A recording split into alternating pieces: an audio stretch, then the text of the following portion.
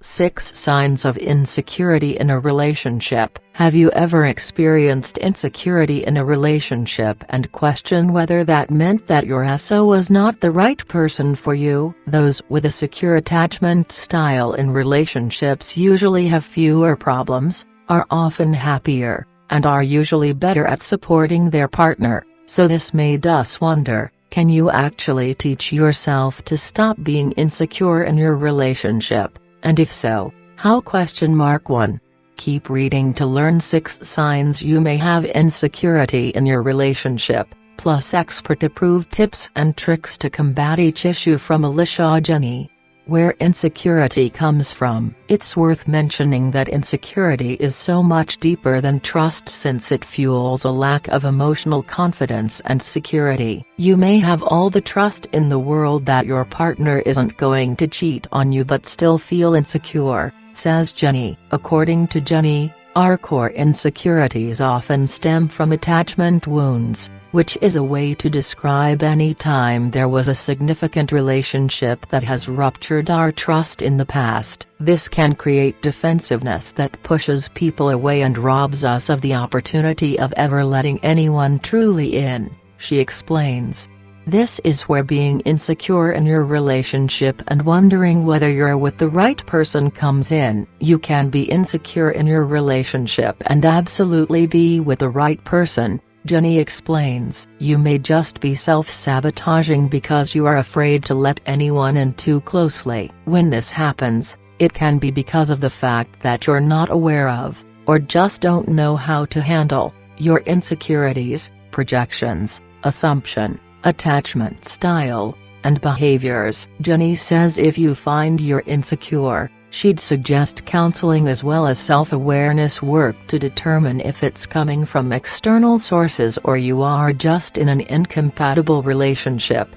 Ahead, the 6 signs you are insecure in your relationship, and what to do about it. You don't trust easily. Sign: you doubt every little thing, you stalk social media sites, you snoop on your partner, or you feel threatened easily. Action to take: practice mindfulness and journal about when you feel this way. Can you challenge your thoughts and look at a scenario giving your partner the benefit of the doubt? Asks Jenny. The why: it helps you challenge your negative thought patterns and helps you become more aware of where your feelings are coming from. You will learn how to better cope with reactions and thoughts rather than projecting them onto your partner and then laser focusing on something potentially superficial and irrelevant, she says.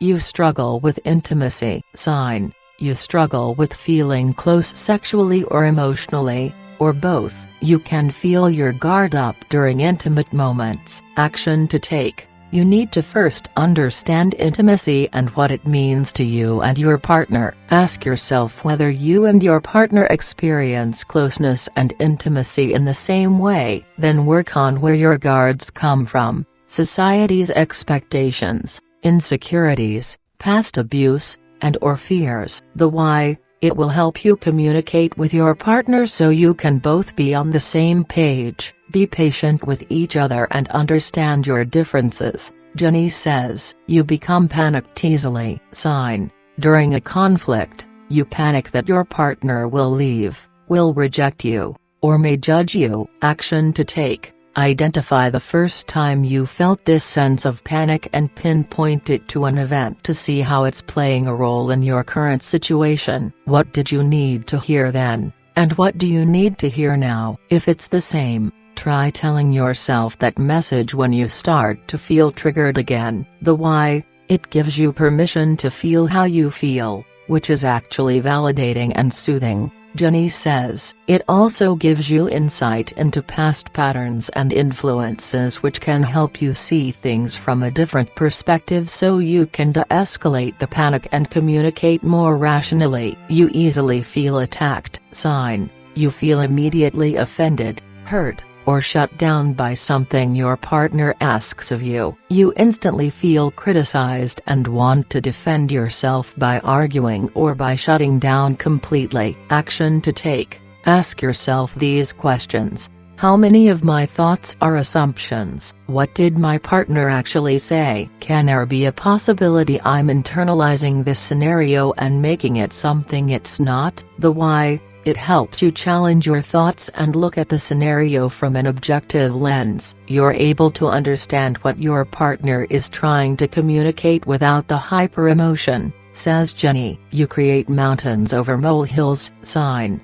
You pick fights and make them extreme issues. You use hurtful or definitive words, and create huge arguments around something that isn't very big once you've taken a step back.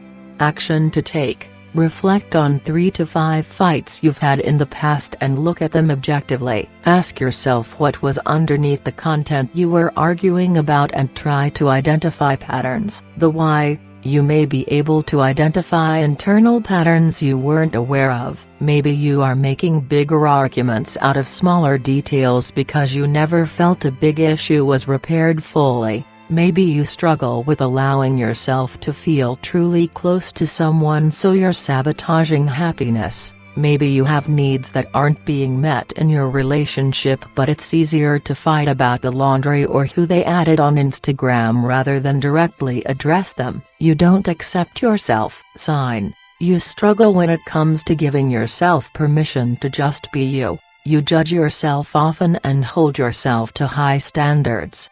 Action to take. Work on yourself so you don't fall into a trap of codependency and never allow your authentic self to grow. Go to counseling, read books, practice your spiritual or soulful work. Look at how your past has influenced your present, and give yourself permission to work through it. Most importantly, give yourself grace and love. The why. You learn not to rely on others in an unhealthy way to fix or soothe your perceived issues. You will get the emotional confidence and empowerment to show up authentically. It also helps you to identify triggers and subconscious influences so you can soothe, repair, or avoid them in the future.